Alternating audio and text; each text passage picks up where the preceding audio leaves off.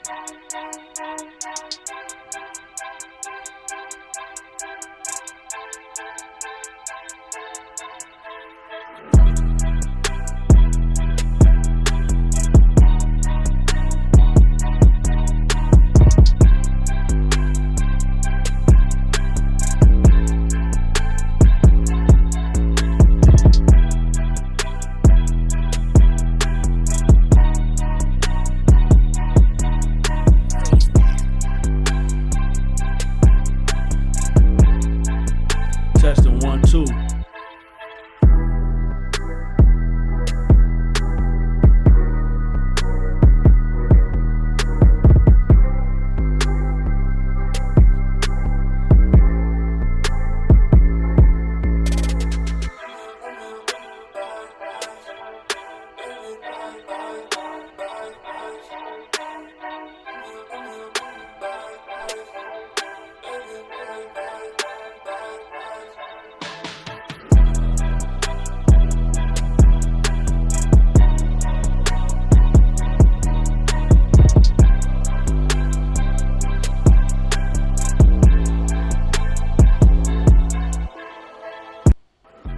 Welcome to the Real Shit Real Estate Podcast. Here to provide you with real shit and valuable content to change your financial future and generations to come. Please welcome your host, Byron the Investor, real estate entrepreneur from Houston, Texas. Oneil J. Parker, real estate entrepreneur from Lafayette, Louisiana. Byron Sellers, one half of the mobile home elite investors, straight from the Shyt. Welcome to today's show. Yo, what's good? What up?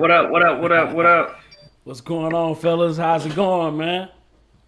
Man, it's going good. Had a long day today, but I'm blessed, man. I'm happy to be alive, happy to be breathing, baby. How about y'all? I'm good. Same here, man. You got that webcam over there working, man? Why, yeah, looking clear or looking bad? It's clear, man. Everybody clear, man. I'm loving it. Hey, you know, I wasn't looking the best last week, but I'm prepared this week. Hey, I ain't looking the best this week. I ain't getting no haircut, no nothing, man. I'm roughing it out. Me neither. My haircut tomorrow. Yeah, but I went ahead. I got mine on Saturday. Huh? You getting yours on Saturday? Oh, so you fresh? You fresh, yeah. Man? Look at here, man. So let's go ahead and get to it. Be fresh for the weekend. Let's go ahead and get straight to it, man. So here's the deal. Lazy busy. A lot of people, I don't even know if everybody fully understand what lazy busy is and what we consider lazy busy. So I want to go ahead and open up with a fresh definition of lazy busy. I actually did a gratitude Sunday on this joint. So when I'm thinking lazy busy, right? I'm thinking of the people who like over concern themselves. Hold on one second. My lazy busy people, they want to over concern themselves with starting up their LLC, getting their business cards Logo. together. You know, lazy busy people, they website gonna look better than everybody in the game. You understand what I'm talking about? They gonna have the freshest website. They gonna have the freshest outfit to go with everything that they got going on. They gonna buy their shirts. They gonna have all of the paraphernalia to go along with their no deals that they closing. But they ain't got no business. No business. Nothing Branded coming to the into the max. account. Ain't got no Everything numbers. going out of the account, but they busy as hell. I got something on that. Huh? I got something on that. You got something on that? Yeah, so I just started a roofing company. Just made a week on Monday. Yeah. We ain't had none of that. We ain't had no. We ain't even got a Facebook page now. We just got straight to work. We ain't got no Facebook. We made a logo on Canva. We didn't even make the logo. Got a logo made like 5 or 6 days after we started the business. So Yeah. we just went to work. Straight up. Yeah, it's all about taking action. Nah, all that stuff is important, but what's really important is start taking action and making money. I did a consultation call. Because you have doing your business. Go ahead. No, I did a consultation call not long ago, Okay. and I was talking to a dude, because I keep it real with people, man. I let them know, look, this is some software, you know what I'm saying, that you can use, right? But listen, don't get caught up in all of the software. You feel me? Close some deals. Get on the phone and talk to people. That's the main thing, and I think a lot of times we get caught up, right, in the preparation, and not the execution. You know what I mean? Right. So Byron, what have you noticed when you've seen people who struggle with that lazy busy syndrome, and what would you equate that to? Wanting to do everything perfect, right? They want A to Z. They're not ready to jump in, and it's excuses, right? They're making excuses, and for them, I see a lot of they think that they need everything in front of them, every single thing, because they're scared to make a mistake. And they don't understand that the mistakes is just part of the process. Exactly. So you said something key. So it's excuses, but the crazy thing is they busy though. So in their mind, they like, yo, I'm working. I'm like, that's the craziest thing. They be the busiest motherfucker. Like nobody is busier than a lazy busy motherfucker. Yo, you understand what I'm saying? Like nobody's busier than these people. So, Oneil, have you ever struggled with lazy busy before? Tell the truth. Hell yeah! If anybody said they didn't, they lied. You know what I mean? So that's like when you out here, you trying to do stuff, but you're just not staying focused. You don't have nothing written down. You don't have your top 3 tasks that you got to do that day. If you don't have none of that going on, you don't have no structure what tasks you complete. You lazy busy because you're just out here doing all type of shit. You start one thing and then you gotta be like, damn, I ain't finished this shit from yesterday. I gotta finish that. You ain't complete no tasks. You're lazy busy. Exactly. So tell me this. So how did you overcome your lazy busyness? You know what I mean? And how did you convert that energy to doing deals or being productive? Like what are some of the things that you had to come to grips with to transition that to closing, deals that made money? Me, myself, I have to write things down to remember. Because, you know what I'm saying? Because you talk to so many people in a day, you be like, yeah, I'll do that for you, I'll do that. Then you're doing false promises. So if you don't write the things down, me, myself, I'll never accomplish them. So that's the thing I started doing. And I do, like what some people say, make the hardest calls first. The people I know I don't want to talk to, get that out the way. You don't want to put that to the end because you're going to be all out of energy at the end. Exactly. And just really just having goals and want to accomplish goals, you just got to get shit done if you want to make money or be successful. So exactly. It's kind of hard. Lazy busy, I don't know, man. That's like a disease you can't get rid of. Yeah. It's hard though, but you know what I mean? It takes practice, effort, and then consistency. So whatever works for you, just keep doing it. Try to get better with it every day, and then, hopefully you get rid of that virus. What are some ways you felt like you struggled with that, Byron? Tell the truth. Truth segment. Transparency. True. So, man, you know what? I think that caring what other people thought about me. Yeah. Right. Thinking that, again, I remember just kind of the talking piece of, yeah, what I'm saying, I'm about to tap into this real estate, man, yeah, man. And I ain't did shit. But at the same time, I'm just talking about it. Yeah, you know what I'm saying? So I've been going out there, going to talk to a realtor. I'm telling them all the processes, trying to sound smarter than what I really am. Yeah. And I suffered that for a long time because you got to think, I understood my circle of friends didn't understand that shit. So here I am, they thinking like, oh shit, he talking that big shit. But in the back of my mind, I'm still scared. Like, all right, well, you ain't start cool, shit. It sounds good. Exactly, like you said, the virus. You know what I'm saying? Because now, now I'm kind of out here like, yo, you know what I'm saying? They coming back to me like, what's up with that real estate? And I ain't got shit to offer. You know what I'm saying? Yeah. So now I'm making excuses like, well, you know what I mean? I'm still down. It's a slow process. It takes time. Knowing I ain't did jack shit.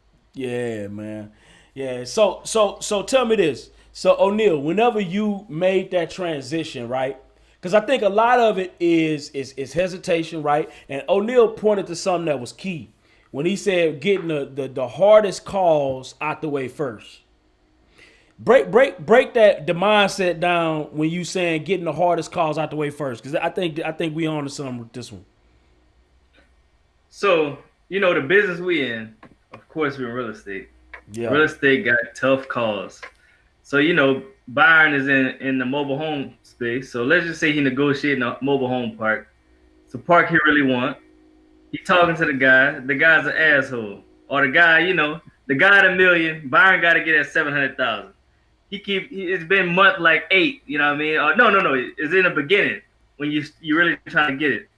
The man ain't gonna go down from $1 million to 700,000. So you might get nervous. You don't want to talk to him. So how I got over is like, it is what it is. You know what I mean? He don't know me. He can't see me. And the worst thing he can do is just say no. So that's how I got over. I just like, fuck it.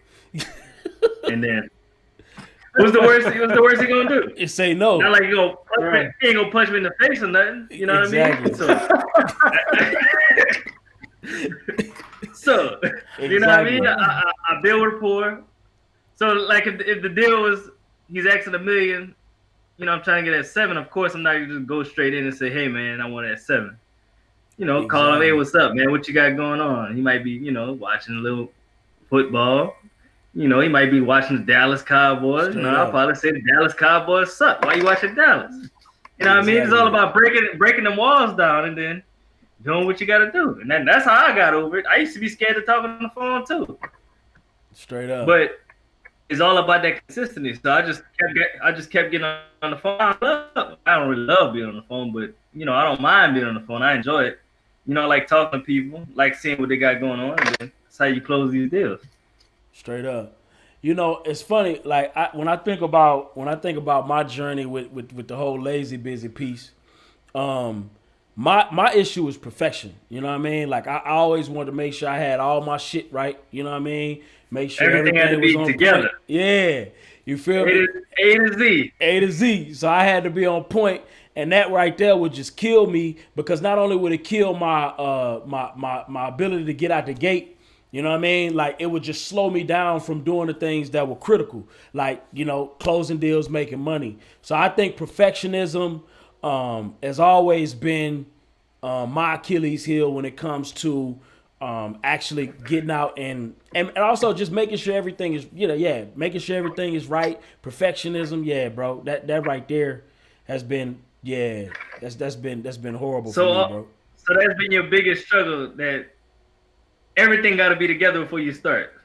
Everything got to be together. So you like one of the people you had a consultation call with. So you like one of the people you had a consultation call with. Exactly. That's why he had the perfect website. Yeah, bro. Perfect business card.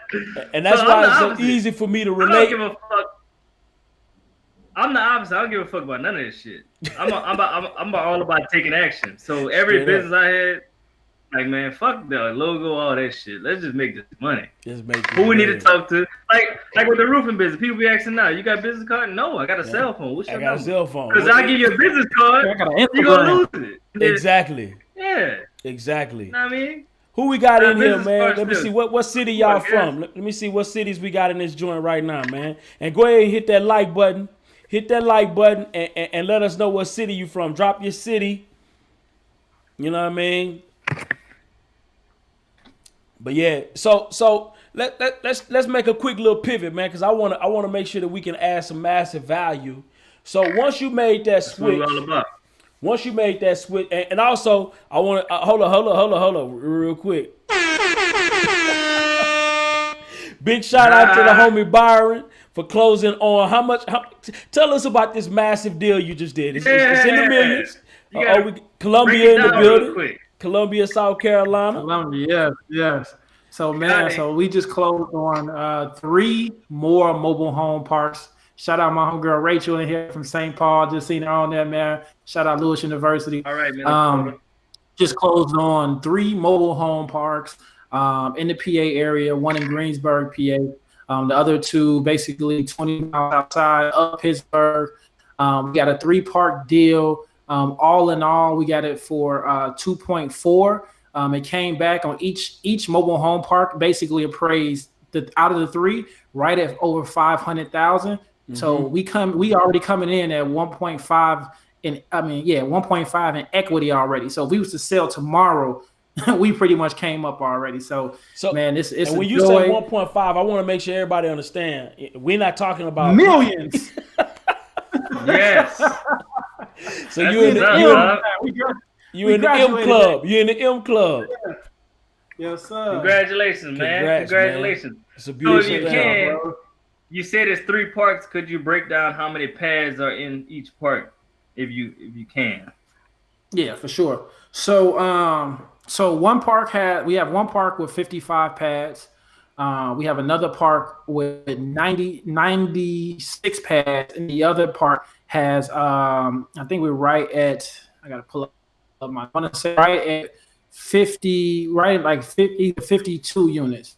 I gotta go back and look at what's the name, but right now, occupancy wise, all throughout parks, we're probably about 70% occupancy rate. Mm-hmm. And so, that's our job really, is to kind of get these parks back up. And once we get them to close to 90, man, that's when we can go crazy. The value gonna go up. So tell me this. Let's talk about that. Let's talk about that. So you got them at 75% occupancy. How are you going? What's the strategy to get them up to 90%? Like how you gonna do that? Utilizing the people. I think the best thing for us is the fact that we created a platform where we teach people. And I think that the advantage we have over most mobile home owners is the fact that mobile home park owners is the fact that we got people dying to invest. So we're providing opportunity for people to invest. Not only will they take on a lot of opportunity to fill the spaces, right? Because they want to make money as well, but now it's a community effort. So by allowing people in, right? Because most park owners, that's what they fail at. They don't like investors coming in because they're scared they're gonna steal their houses. Long as you lay down a law and then you create a relationship with investors can take your park from 0 to 100 real quick. Tell me this. You say steal your. How do they do that? How do investors do that? Break that down, because this is so the cool thing about the mobile home sector is it's almost like the Wild Wild West. Okay. It's a shortage of homes.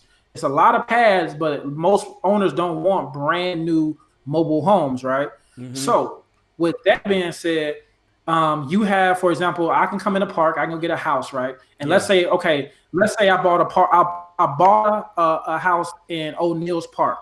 Now, Byron, you a park owner, you say, you know what, B? Hey, you got any homes? I say, yeah, I got some. So now I go snatch a home out of Oneil Park, right? And have it shipped over to your crib. Guess what?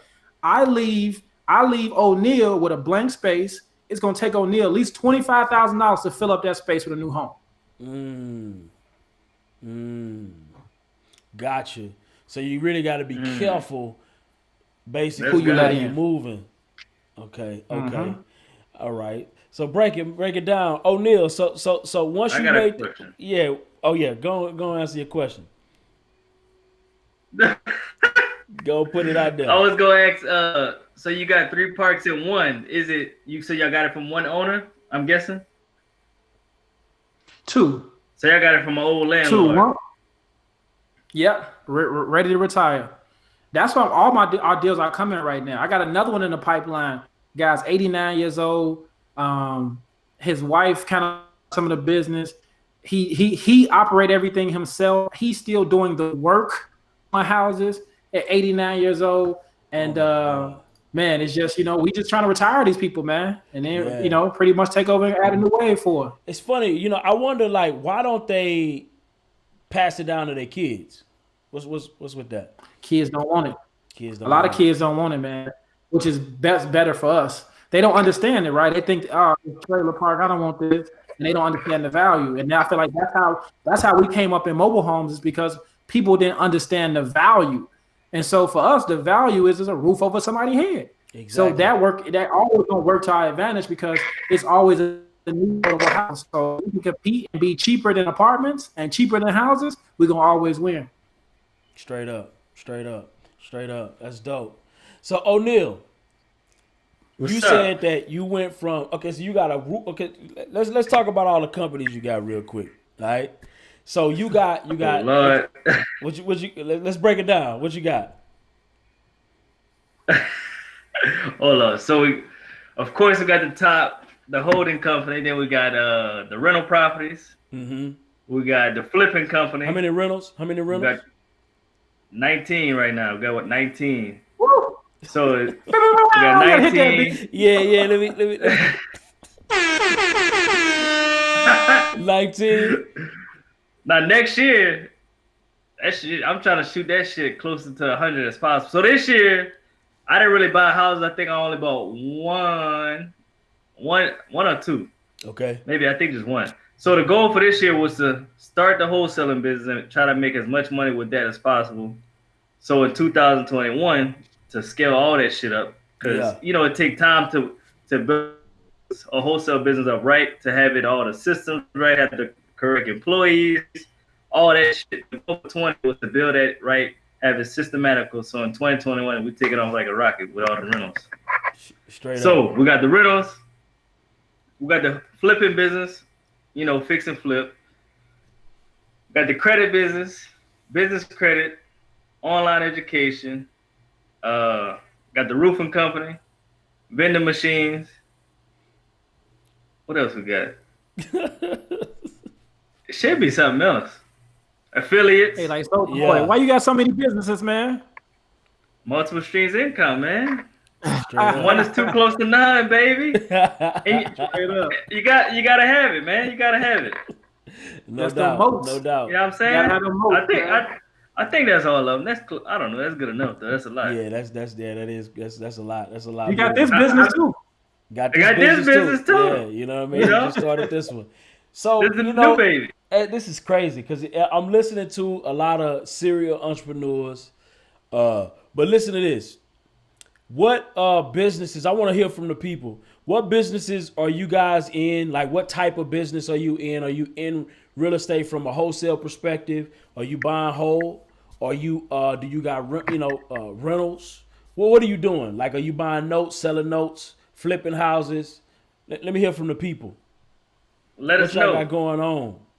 So let's give y'all some game real quick. So why they answering, Brian? What you got going on, man? Somebody just asked Byron a question. Hold on.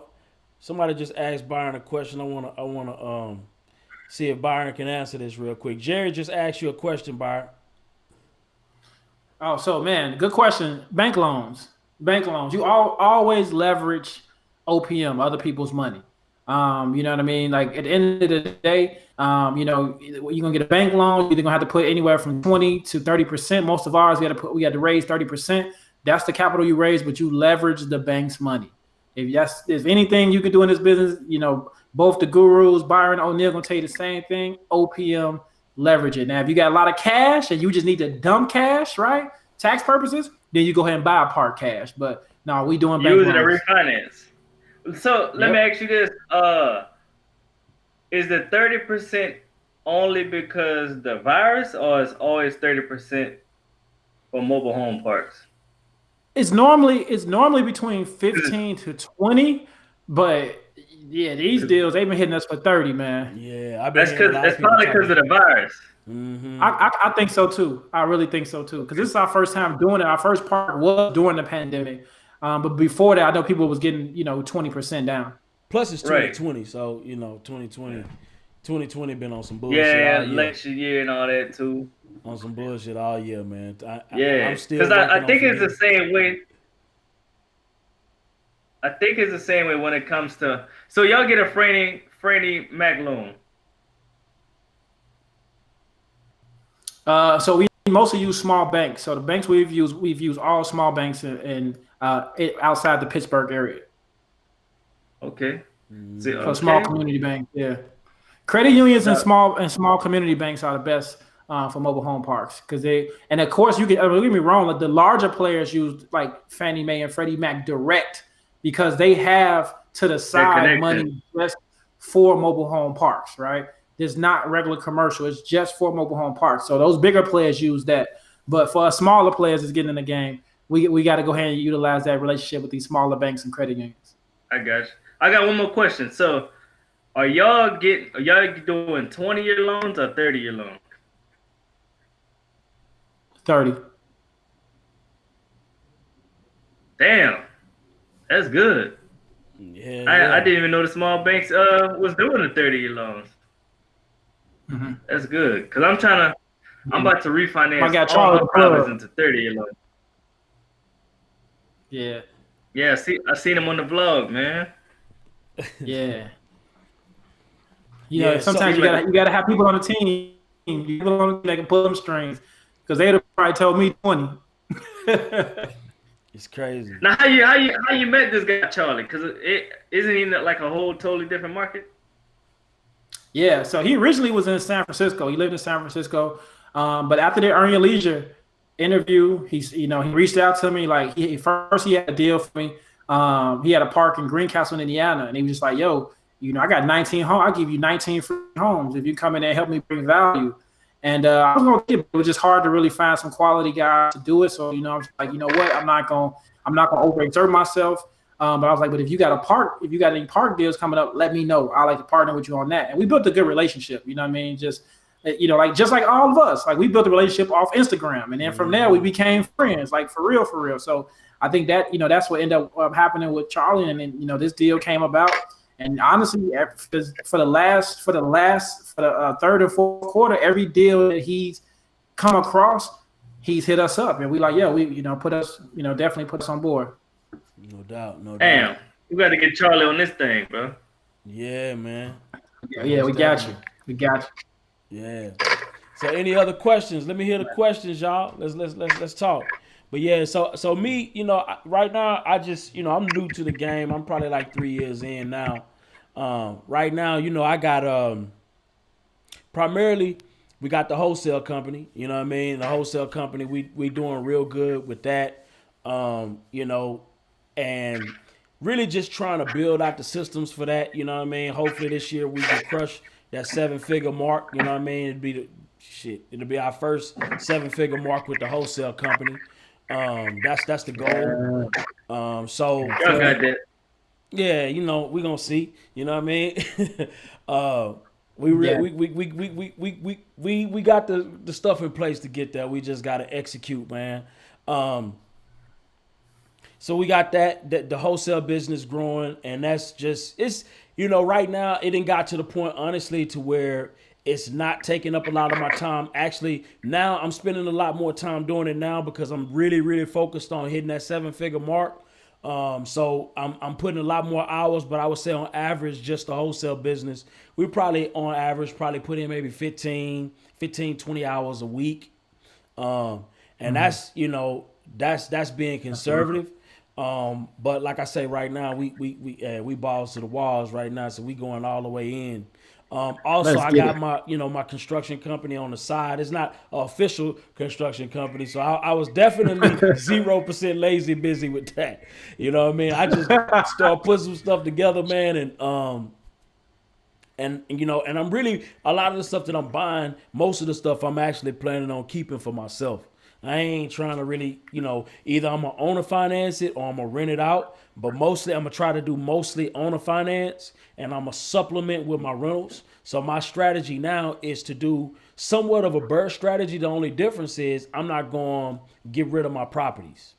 And the lenders that I'm working with, they do private money and they do, investment deals. So I don't have a cap on the amount that I can do. So it's just going to be a matter of me, finding a beater. My game plan strategy, I find when I say bad looking properties, I buy properties that's like all the way falling down because I don't even want the properties because I'm gonna take that property, buy it for trash. You're there for the land. Yeah, it's just for the land. And I really just want to be able to do a new construction, but not quote unquote call it a new construction. That's my thing. Right. Yeah, like you did with the house you just did. Exactly. So I'm gonna take an absolute beater and I'm gonna just do a new Break construction. down what you did. Yeah, you know what I mean? And then I'm gonna turn around and I'm gonna owner finance that out. You know what I mean? Let me ask you this, Brian. Yeah. I don't do owner finance. I do tone. So tell us why you're choosing to do the owner finance rather than just the basic rent or the Section 8 rent, or why you choosing to do the owner finance? So for me, the owner finance is just, in my mind, it's just a better play for my sanity. And I feel like the profit and the ROI, honestly, I feel like it's better for me. So the way I look at it is like this, right? So let's say, for instance, I get to the point to where 30 years out, right? I gotta rehab this house again. You know what I'm saying? I don't want that cost. I'd rather pass that cost to somebody else. You know what I'm saying? Or I either gotta rehab it or I gotta sell it for cheap, for like a little bit more than what I bought it for, right? So the cash flow to me is not as worth it because now all of that cash flow that I made over that 30 years, I gotta turn around and reinvest it somehow if I want to keep the property, or I gotta sell that property. You feel me? Because my kids may not want that. You know what I mean? So for me, I'd rather get my down payment, right, and get those that cash flow over the 30 years, and be done. You know what I mean? And be done with it and just rinse and repeat multiple times. Now, that's not to say I'm not gonna have rentals, but my rentals are only gonna be in really, really highly appreciating areas. So I will rent a property where I know that the appreciation is gonna creep up so high that it makes sense. So by the time it gets to the point to where I need to sell it or rehab it, I can still sell it for a profit from what I bought it for, right? Does that make sense what I'm saying? Right. Yeah. I can make a profit and I'm not really losing, so I can hold on to an asset that's continuously growing, opposed to an asset that don't necessarily grow. So let's say if I get a property in the sticks somewhere, right? That appreciation on that property is not really going to be high, right? Zero. So I'm not going to rent that property. I'm going to owner finance that property. But if I'm in an area where the appreciation is going to be high, then I'm going to keep it and I'm going to rent it. You're going to rent it. And I'm going to use that as my the tax. same way. Yeah, I'm going to use that as a tax benefit to offset my owner finance money. I do the same thing. Hey, so B, I want to point out something that you said, though. Yeah. One thing you said I love, and the reason I go perfect with this topic, again, we talk about lazy busy, do you suffer from? You said, hey, I'm fairly new, and I've been in this business 3 years. And honestly, if you look at your track record in 3 years, I'll be honest, if I ask you, I say, yo, Byron, you know somebody that been doing the real estate longer than you, that you probably ran laps around? A lot of people. My mentor. I made more money than my mentor my first year out the gate. You see how powerful that is? But again, it goes to the action that you took, because a lot of people can know this stuff, right? They can talk it, they can teach it, but you took it, and again, in 3 years, you talking about already hitting the 7-figure mark. When I know people that's been in real estate for 8 years, 7 years, and they still trying to get $40,000 checks for the year. Yeah. 100,000 a year. Honestly, and I tell people all the time, I've been a serial entrepreneur, so I can't say, and I can't sit here and act like, it was magic. I ain't finna front. I failed on top of failed in other businesses, other shit that nobody even seen. You feel me? And so once I came on to something that kind of just worked, and I failed at businesses that were much harder to succeed in. So when I found real estate, and I'm not gonna say real estate is easy to succeed in, but what I'm gonna say is easier than with the other business. It's easier than the other businesses, and on top of that, the difference was I didn't fish in the dark. A lot of times, bro, you know, when we new entrepreneurs, we fish in the dark. I said, fuck that. Like, I'm getting me a mentor, right? I'm joining a network of entrepreneurs, right? I'm reaching out to people. I'm not finna try to figure this shit out on my own. I ain't doing that. You feel me? So the difference was, again, I was able to connect to people that was already successful. You know what I'm saying? I built a network of other people who were successful. You know what I mean? And then I took massive action. I went all the way in. I ain't looked to the left or to the right. I just said, fuck it, I'm diving in. If I lose, I lose. It's cool. I'm just gonna have to get back up. You know what I'm saying? And now I'm even further in. I'm like, yo, like, I just don't have no breaks. Like, I'm just like, losing is not even an option. Like, that's not even something that scaling is the only option. Yeah, scaling is the only option. Losing is not an option, bro. So for me, it's like, yeah, bro, I'm just kicking ass, bro. And as long as I'm breathing and I can continue to breathe, bro, I'm elbow on next round this joint. You dig? Hey, let's go. Hit that horn, man. Hit that horn, man. I'm elbows on next. Straight up. No doubt. We got a couple questions, Byron. man. I was about to say, Byron, I feel you the same way because y'all been investing for 2 years, 2.5? Yeah. 3 years. Well, yeah, 2.5 going on 3. And similar to Byron. I got 4 parts, man. Okay, Rachel just asked a critical question. What you got? So how did you propose your my first mentor? So I paid for it. I ain't gonna lie to you. Hold on, let me put this up here. I paid for it. I dropped like 20 grand on a big dog program. It's almost like a fraternity for investors, real estate investors. And honestly, now that I'm looking back, I don't even know if I would have did that. It's cheaper routes that I ain't know about. You know what I'm saying? But at that time, my focus, and not just that, I ain't even want to figure it out. Like, I didn't want to be deep. I ain't want to be deep. I ain't want to be smart. A lot of times we get so smart that we don't take a move. So for me, when I figured it's like, yo, I can make this happen, I just said, fuck it, and I just did it. Like, I didn't get deep. I didn't get smart. I ain't try to figure everything out. I just said, I know I want to win in this particular space, so I'm going all the way in. And if I lose, I lose, but I know I ain't finna lose. I'm finna do everything I can to make this happen. And that was my attitude. You know what I mean? So to answer your question, Rachel, I paid for the first one. And then the second ones, it was just relationships. Because what I found was after I started kind of accumulating a little level of success, other like micro mentors start coming around me. Like, even like say for instance, even like Oneil, right? Oneil is like, even though he's younger, he's you know what I mean? Like he you know, he just a fellow peer. But it's certain things that Oneil knows that he didn't put me on that I ain't even know that I didn't know.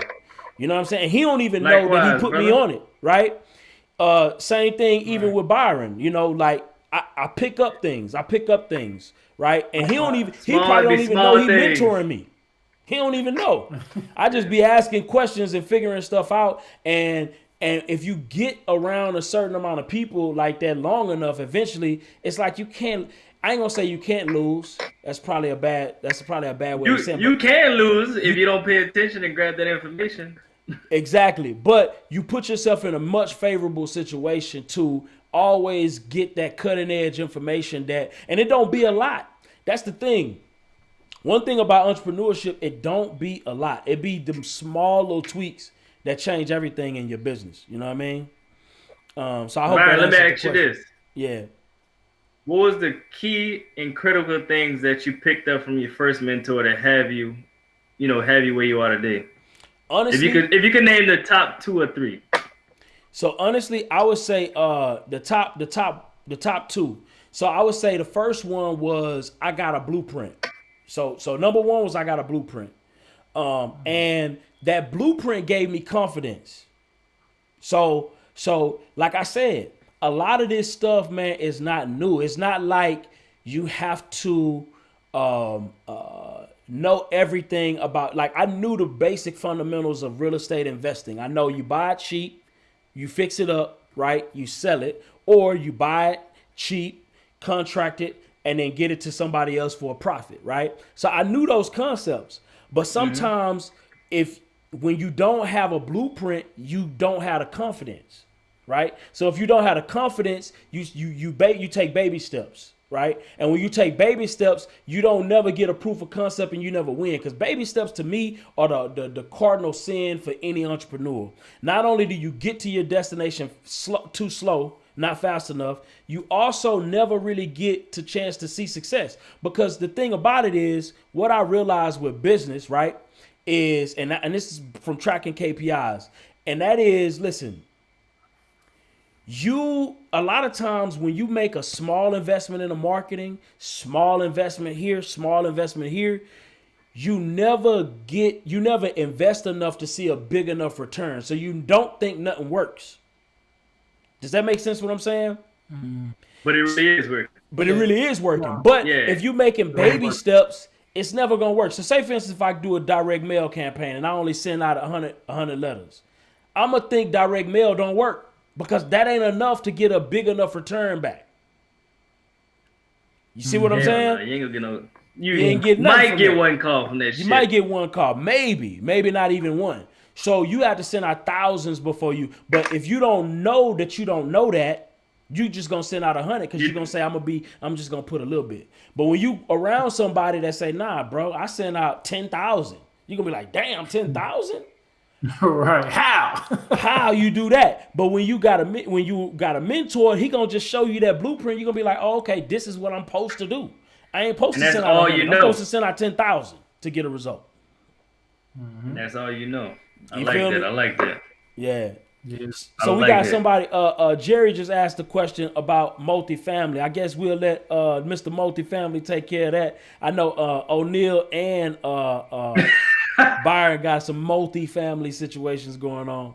So you want to go ahead? Who want to tackle that from Jerry? All right. This says. So he said. Asking multifamily. He calling out you. He talking about Byron investor and Neil. If you buy.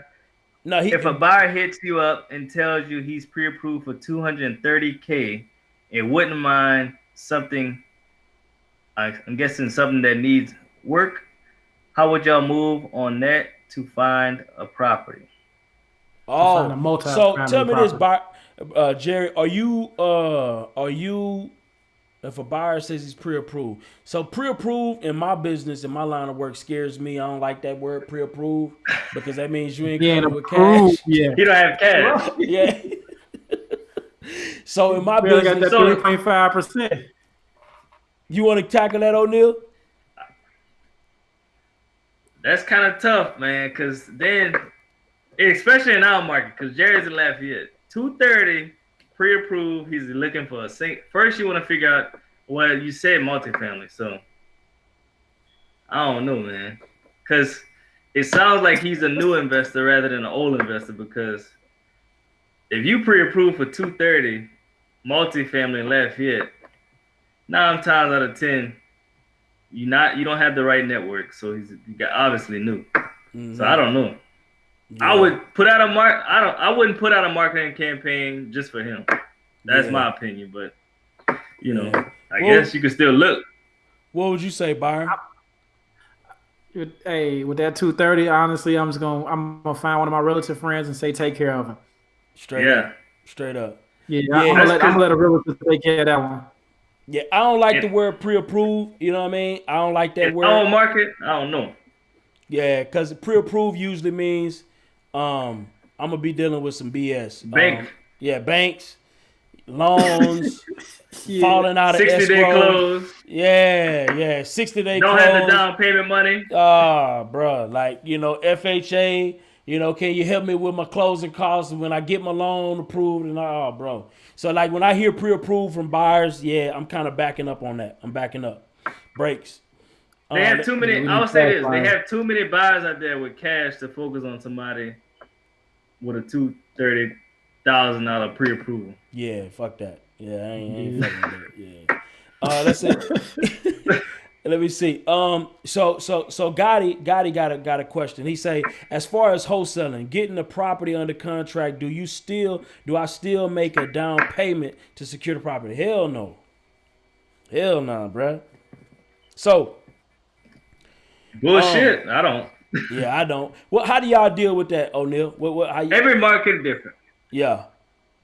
I don't put no money down. I don't put money down for wholesale deals. I don't put money down for rentals I buy. I don't put money down for nothing. So, but every market is different. You know what I mean? Every market is different. Some markets you got to put $100. You got to put $10. So, I would just say, ask successful, if you can reach them, successful wholesalers or investors in your market. Ask them what they do. If they're successful, follow the steps that they in, because they obviously know the blueprint that actually works in your market. Like I said, every market different. Yeah. But my goal is to put down zero. Yeah, I put down zero. We put down 0, 0, 0, 0 for everything. 0 options, 0 earnings. We used to put I think we used to put $50 earnest money and $50 option. We stopped doing that. And then it got down to $10. And then why y'all stop? We stopped doing it because it became a hassle for the title company. We do too much volume. And so they was having to bundle those checks back up and send them back out whenever we closed. It was just a headache. So we just went ahead. The title company hit us up and was like, yo, look, don't take no earnings. Don't take no option. It's more of a bookkeeping nightmare for us than anything. So we don't do nothing. And when sellers ask us questions about it, we're like, yo, we doing 8 to 10 deals a month. You know what I mean? Sometimes 15 deals, right? Why are we? We ain't got to do that. You know what I mean? It's just a waste of time. It just really just slows up the process. And then on top of that, here in Texas, right? If you have earnest money, sometimes it kind of acts as I ain't gonna say it acts as a lien on a property, but quasi lien. It will prevent you from being able to move forward with other buyers or move forward with other things. So let's say, for instance, here in Texas, if you have a property with earnest money on it, right?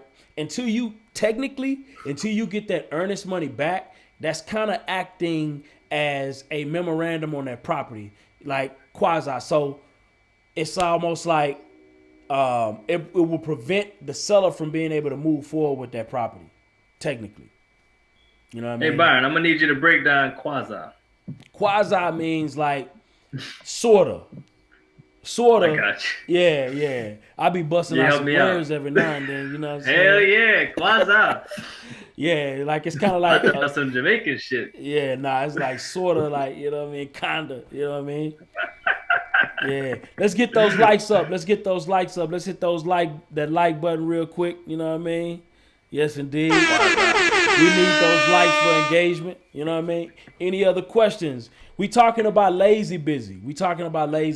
And how have you been lazy in your with your busyness, getting a whole bunch of nothing done other than making money and putting it in your bank account? That's what we talking about. You know what I mean? So B, look, I got some tips for him, right? Because lazy is easy. Being lazy is easy. That's the easiest thing you can do. Not doing shit. That's what you can do. So for my people on here, we got a few people on here. For one, one thing I love Oneil talked about, he said he write things down, right? Mm-hmm. He writes things down. And that's what you gotta manage. You gotta manage your goals, right? And make your goals manageable. So for example, let's say with Oneil, he write it down. If you got a list, try something like, what's your top 3 things you need to get done for the day? Write that down and then do check boxes. Check them off. So now you know what I'm saying, what you got. One thing, Byron, you talked about earlier, you talked about that perfectionist, right? And anybody listening, you know, he said that was holding you back. You can't expect yourself to be perfect. It's just you're gonna put stress on yourself if you trying to be perfect, right? Then also using positive instead of negative self-talk. You know, and what I mean by that is, you know, when you in your head and you talking like, you know, I can't do this, man. How I'm gonna do this, man? That's impossible. And I ain't this, I ain't that. Start switching that way. I am powerful. I can do this. I can. Even if you scared that you don't really believe it, you got to train yourself to believe it, right? No doubt. And then you want to create a plan of action. You got to have a blueprint. You know, one thing Byron talked about was just having that blueprint. And, you know what I mean, his mentor gave him that blueprint. It's the clear cut. So if you got to have a plan of action, right, to be able to succeed, and what does that look like? All right. And then the last one, you got to use your strengths. Know what you're good at. If you weak at getting on the phone and things like that, maybe you need to find a friend or somebody who can get on the phone for you. You still need to get past that, but you need to utilize your strengths. No doubt. Or practice. Yeah. Practice more. That's all it is. Get your ass on the phone. Shit. I would say, you know, to add on to what you were saying, it's really about having goals in the life you're trying to live. If you're trying to be rich, trying to, you know, be a millionaire, you want to, you know, have luxury things, you got to stop the lazy shit. Because if you're not working, you're not going to reach the goals that you're trying to reach. And then you can always tell yourself, I'm going to start tomorrow. That means never. So start today, just take action, and just, you know, just get uncomfortable with something and just do it. Because you'll never do it, you being comfortable and you keep saying you want to do things. Just get the shit done. No doubt. And, you know, what about you, B? I would echo that by saying, you know, at the end of the day, you know, lazy busyness is just another form of procrastination, right? We want to put the easy stuff first and delay the hard stuff. But honestly, the hard stuff is where you get your reward. And it's the hard stuff. When you go through the hard stuff, it opens up the door for you to be lazy later, but really be lazy. And it's a difference, right? So sometimes I find myself, you know, lazy, right? On in my wholesale business, right? But the difference is I've put the upfront work in to afford to be able to do that. What do I mean by that? I've already done the hard work of developing the systems. I've done the hard work of knowing exactly step by step how to get from point A to point B in my business, right? So when you go through those hard things, it opens the door for you to be able to have a very chill, very I ain't gonna say relaxed, because you never really relax when you got like 12 employees, you know what I mean, 13 employees. But what I'm saying is you never really relax, but you can have more time to do what you want. Yeah, you got more time to do what you want to do. Thank you, Oneil. You build the systems on the front end. Exactly. You wasn't taking no days off when you was building your systems. You was working, you know, you was damn near working 15, 16 hours, taking a nap for about 2 hours, and getting back to it. That's the shit the people that don't see. Exactly. You know, that's all it is. Set up your business first, create the systems, then you fucking chill. You don't chill, set up the system, chill a little bit more, then your shit never get done. Exactly. And another thing I did was I picked up a book called Traction. Y'all definitely need to get this book. It's called Traction. By Gino, huh? Yeah, Gino. Gino. So I think I got it right here. Show off then. So we run our whole business. My bad. I don't. On Traction. On Traction. And what it focuses primarily on is you set up your VTO. And your VTO is your Vision Traction Organizer. And you set that thing up for a year. You set it up for 3 years. You set it up for 10 years and all the way down to months. And you reverse engineer what your goal is in order to hit it. And that helped me to not only stay on task, but also it makes you have to think realistic or set expectations and accountability for yourself. And once you set that up, it's almost like, I'm not going to say you can't fail, but it's harder to fail when you are forcing yourself to hold yourself accountable to this 1 year goal, this 3 year goal, because you know that I'm off target. You feel me? So I have to switch directions in order to hit my target. And it keeps you from lying to yourself. It keeps you from suffering from lazy busy because you know what you have to do. And a lot of times when you suffer from lazy busy, it's for one, I said it's procrastination. For two, it's like you doing everything but the things that you need to do to hit your goal. So you're not operating on the things that you have on your to-do list. You're operating on the outside of those things, right? And that's what you want to avoid. You know what I mean? I hope that made sense. I probably got too damn deep. I don't know. No, you good, because hey, that book, man, it helped change my business structure. You know what I'm saying? And you know, one thing I'm gonna tell you guys, like what I love about it, the first thing that stuck out to me, I remember he was like, have a 1-page business plan. And I applied that to everything in my life. 1 page. It ain't no whole overall thing. No, 1 page. And then that 1 page, he talked about the 8 questions, right? What's your core values? What's your core focus? What's your 10-year target? What's your marketing strategy? What is your 3-year picture? Your big rocks. What is your 1-year plan? Your rocks. What is your quarterly? Yeah, big your quarterly rocks. And then what are your issues? Ooh. What are your issues? And them 8 questions. Yeah. Change the dynamic of like, yo, okay, I got to get serious. We can't BS this no more because it's not even complex, right? It's just them simple 8 questions. Exactly. I got something to say about that book, man. Bust it down. Educators, man. So for the people that's, not the best at reading or don't want to read, this book comes with a lot of shit. So when I first read it, I read the whole thing. It's like, I remember I was talking to Byron. He's talking about like having a VTO meeting. I was like, what the fuck is that? He's talking about contraction. I was like, I just read that book. What are you talking about? So this book has a lot to unfold. It has a lot to unpack. So what you want to do is read a chapter at a time, take action on that chapter and just keep doing that. Because if you read the whole thing, you're going to miss out on a lot of gems. Because I read this book maybe 4 times. And I'm learning different things every time. It's read definitely 1 to 2 chapters. Read. Yeah, you can't read the whole thing and just do it. You got to read the chapter where you at in your business and then do like that. Exactly. And stop. How y'all feel about that? Yeah, stop. Yeah. Stop and then stop. Use what you learn. Yeah, because when I first read it, oh, bro, man, I was lost. I was like, at first, I was almost like, I ain't ready for this one, right? But you gotta stop. Like, get to that first chapter, second chapter. It's a good. If you want to read it, cool. But if you don't even have an LLC or any type of entity yet, you're gonna be lost. I'm just gonna be 100 with you. You're gonna be lost.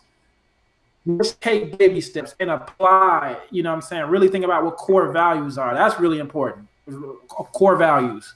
No doubt. 100%, man. I'm about to say, if you can, at least try to do a book club with somebody so y'all can talk about the stuff y'all just read about. Because like I said, it's a lot in this book.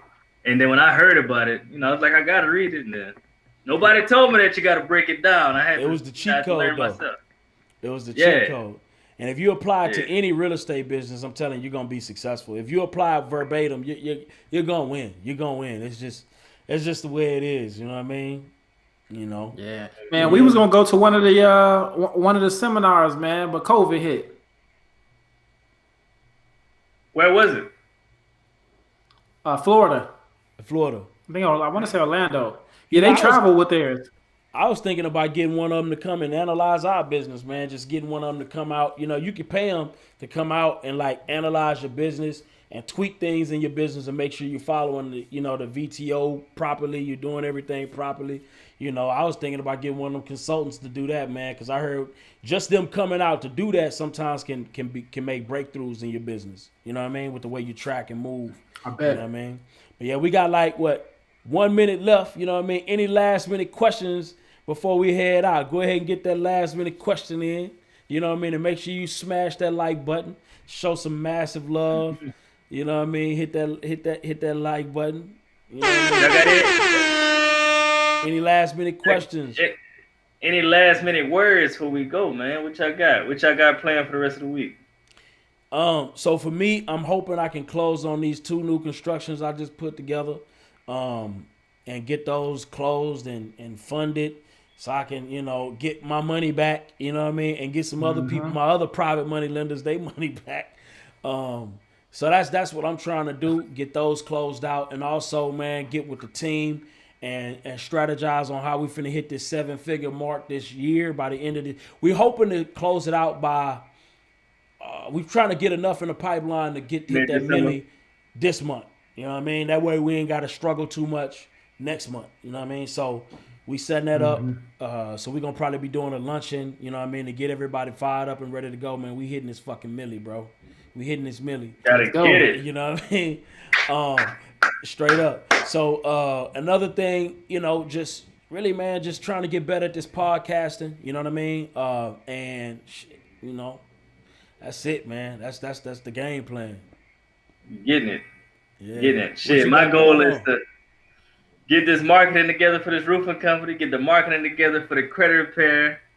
You gotta launch this. You gotta launch it all with the wholesaling business. We got like 7 deals I gotta push out, find some buyers. What else we got? You know, spend more time with the kids, more time with the family. That's probably it for the rest of the week. And then next week will be crazy because we trying to end this year all right. What about you, Byron? Man, let's see. This week, I gotta go. I got one more individual mobile home left in the pipeline, so I'm going to actually meet some a family that's kind of in need. I think I'm just gonna kind of do a great favor. They had a bad deal with a mobile home park on that same community. They ended up having like roaches and stuff like that. They need a place to stay. I'm not gonna hit them over the head. I think, you know, it's about to be Christmas, man. I'm gonna give them a safe place to stay. That way I don't have to really worry about this one. And other than that, man, I mean, I'm getting ready to go next week. Next week is kind of busy, going out to North Carolina to go look at another mobile home park. And man, that's just really, really what I'm focused on, man, guys. It's just strictly mobile home parks, looking to put this portfolio up very, very strong. And man, just become a big player in this, man. You guys see, I got the shirt "Normalize Black Wealth." That's one of the, you know, what I'm looking to bring to the sector is just, man, some black wealth in the mobile home sector, and, you know, and do my part of solving the affordable housing crisis. No doubt, man. That's super dope. Love it. I love it. Shit, man. We got some big goals for the week, man. Yes, We gotta make indeed. sure we accomplish this shit next time we talk. Yes, indeed. Now we're gonna get it done. We also gonna start. I'm gonna figure out a way to take calls on this thing, man. So we're gonna start taking some calls, and we're gonna be listening to y'all break down your businesses, and I think that's gonna be dope. You can get That's supposed direct to be next advice week. live, huh? That's supposed to be next week. It's the Yeah. fourth week, the fourth one. So Yeah. everybody that's on here, if y'all have anything to say, y'all got any questions about real estate or a question for us, make sure y'all be prepared. We'll probably have a call-in number or something for the next flight or something. So just be on the lookout for that. No doubt. Well, shoot, man. I guess, man, we're gonna holler, man. You know what I'm saying? Let me see. Yes, sir. Had a good time with everybody. See y'all on the next one. No doubt. See y'all. Peace. Peace.